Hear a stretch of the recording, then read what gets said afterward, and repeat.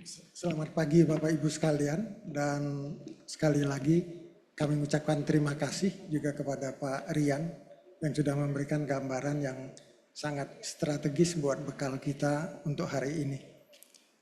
Assalamualaikum warahmatullahi wabarakatuh. Salam sejahtera bagi kita semua.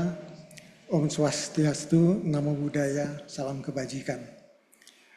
Pada kesempatan ini saya hanya ingin memberikan gambaran yang singkat, khususnya mengenai kenapa Rintis memilih tema Leveraging Collaboration for Optimal Performance and Cyber Resilience.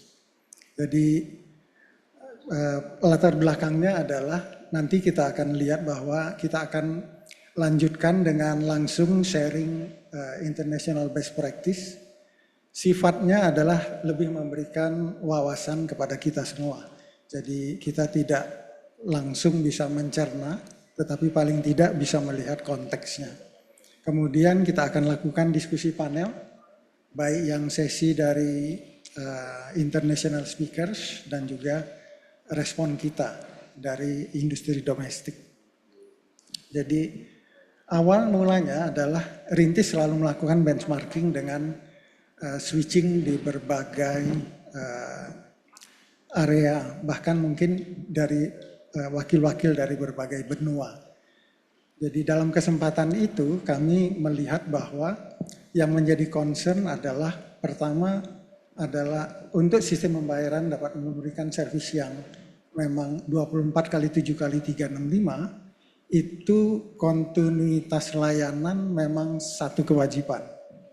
Tapi pada pertemuan dan benchmarking kami cukup mengherankan bahwa cukup banyak juga total system outage, jadi yang memang terhenti, dan bukan hanya di negara yang, maksudnya negara yang emerging countries, tapi negara maju, jadi di Inggris, Amerika juga termasuk, bahkan Jepang juga, kemudian negara yang tadi yang developed country, kemudian emerging country, dan underdeveloped. Dan ini memberikan tadi gambaran kepada kita juga bahwa tidak mungkin kita membangun kemudian membiarkan ada single point of failure di dalam infrastruktur kita. Jadi itu yang pertama dipikirkan. Kemudian yang kedua adalah ya mungkin kita juga cukup concern dengan yang terjadi di tahun ini. Tapi ternyata di banyak negara tadi juga terjadi public data breach. Mulai dari paspor, kemudian kalau yang ada national ID, termasuk national ID, juga dari telecommunication company, dari bank, dari asuransi. Sehingga kesimpulan para ahli yang berdiskusi waktu itu adalah kemungkinan besar digitize ID kita ya memang sudah tersebar di black market semua. Dan yang menjadi pemikiran kita adalah apakah itu akan diutilisasi juga oleh scammer atau fraudster, dan mereka juga menyiapkan attack kepada industri. Kemudian terakhir adalah mungkin nanti saya akan tunjukkan data Rintis, tetapi paling tidak merefleksikan yang global juga. Ada satu negara yang dikenal pemrosesan transaksinya mungkin paling tinggi di dunia. Jadi satu bulan itu ada 14 miliar transaksi. Negaranya India, kemudian dia punya switching juga, switching yang tunggal.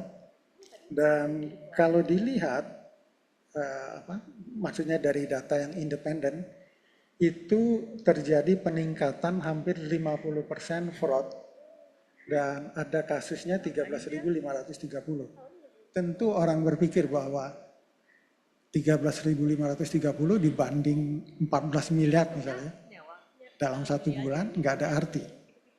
Tapi yang kita perlu yang didalami adalah tingkat pertumbuhan fraudnya itu luar biasa tinggi. Kemudian dari jumlah itu 55% sudah terkait dengan memang account takeover. Dan jumlah secara nilai itu 302 miliar rupiah atau kurang lebih 60 triliun kalau di dalam rupiah. Ini tadi para ahli yang mendiskusikan dan juga mereka praktisi, mereka mengatakan bahwa waktu saya tanya, apa kita perlu definisikan lagi cyber attack itu ya? Dan dia menjawab setelah berpikir, tapi nanti saya sampaikan di slide terakhir. Jadi seperti di India, bank sentralnya mengeluarkan untuk KYC dan khusus untuk pemeriksaan bahwa account yang dibuka bukan account fiktif yang digunakan untuk transaksi potensial fraud. Kemudian yang juga mungkin tidak applicable ke Bapak Ibu, tetapi Rintis di dalam tahun 2024 itu menerima serangan cyber kurang lebih kalau kita hitung persentasenya itu bisa sampai, saya sendiri susah menghitung persentasenya, 2,5 juta %. Jadi tadinya hanya 4 serangan 2023, 2024 itu 100.000 lebih serangan. Jadi brute force untuk email server, kemudian juga untuk memperlambat traffic dan proses. Cuma Bapak Ibu, jadi ini adalah betul-betul proses yang harus kita jaga supaya ke depan pada saat kita melakukan mendesain dan juga melaksanakan BSPI 2030, jangan sampai ini menjadi distraction yang membuat proses yang kita lakukan akan menjadi mahal sekali. Himbauan kami adalah mari kita susun bersama, jadi proses yang kami pikirkan bagaimana kita bisa saling berinteraksi untuk mengidentifikasi dan melaporkan, kemudian kita bisa seolah-olah broadcast kepada semua peserta untuk menyampaikan saja. On anonym basis bahwa bukan kita sebut bank ini, fintech ini, tidak. Tapi mengatakan bahwa oh ini ada indikasi, kita bisa trace dan kemudian kita bisa blok dananya. Kalau itu berjalan amat sangat efektif, tadi kita akan mengamankan ya, proses yang tadi Pak Rian sampaikan.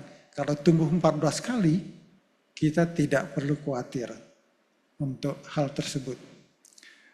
Itu adalah harapan kami dan sekali lagi kita perlu bekerja sama. Kita akan bicarakan dengan ASPI, kemudian minta konsultasi juga dengan Bank Indonesia. Terakhir adalah hanya supaya untuk mudah mengingat Bapak Ibu sekalian, bayangan kita jadi supaya tidak terlalu serius sekali. Tetapi kalau kita bayangkan memang racing F1 yang membuat kita kagum seringkali adalah begitu ada masalah, hitungannya cuma detik untuk memperbaiki dan jalan lagi untuk balap lagi. Ini yang perlu kita bangun, saya pikir. Dan tidak mungkin secara individu kita bangun. Dan dari pengalaman kami, sehebat-hebatnya FDS, tapi kalau tidak ada tata kelola dan threshold untuk respon, itu akan panjang sekali. Jadi mari kita bangun bersama-sama, dan tidak mudah, tetapi lebih baik kita mulai.